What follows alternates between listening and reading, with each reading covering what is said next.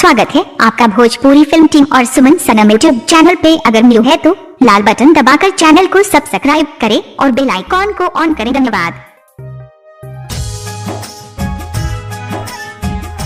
इश्क करे जे ऊहे जाने,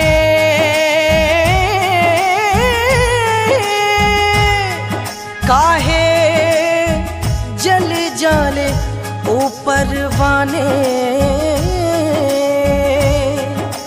दिल की लगी जब लग जाले रब्बा,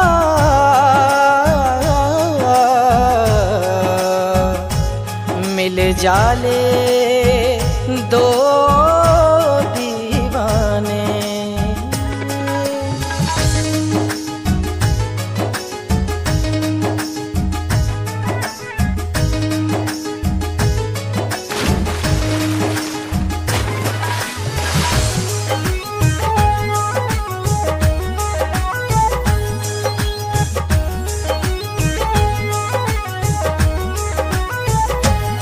म्यूजिक बाय सुमन सनम। बन गईले दीवाना, हो प्रीत के रोग लगा के बन गईले दीवाना है। बिछड़ के जियला से अच्छा मर जाना है, बिछड़ के जियला से अच्छा मर जाना। दो दिल के मिले ना देवे ले जालिम ई जमाना, दो दिल के मिले ना देवे ले जालिम ई जमाना। बिछड़ के जियला से अच्छा मर जाना है, बिछड़ के जियला से अच्छा मर जाना।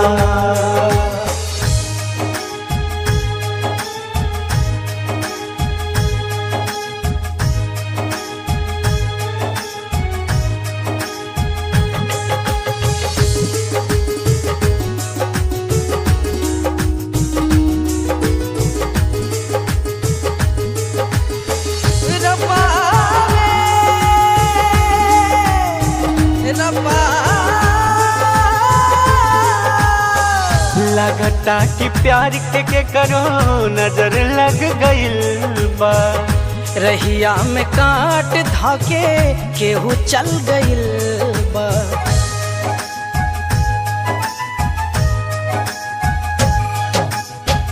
लगता कि प्यार के करो नजर लग गइल बा, रहिया में काट धाके केहू चल गइल बा।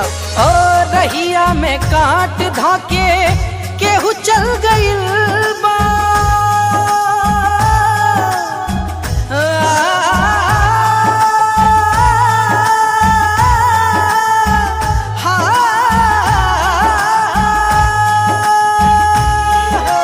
प्यार जे करी है पर जाई ओके पछताना, रब्बा प्यार जे करी है पड़ जाई ओके पछताना है।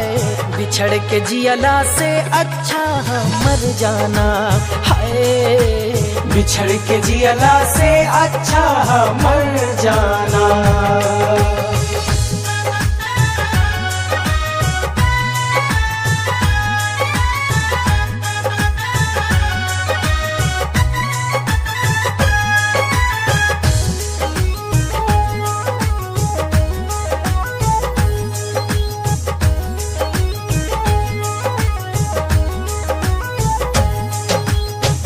इश्क के जख्म हाना मर हमसे ठीक होला, ओस के चोट हाँ सब नम से ठीक होला।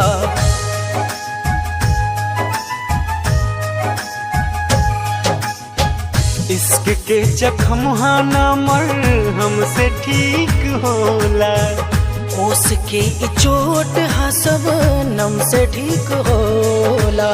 होस के चोट हाँ सब नम से ठीक होला, होला।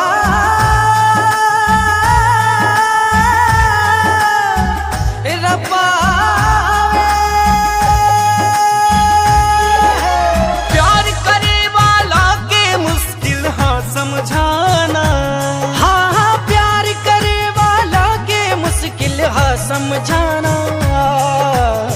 बिछड़ के जियला से अच्छा मर जाना है, बिछड़ के जियला से अच्छा मर जाना।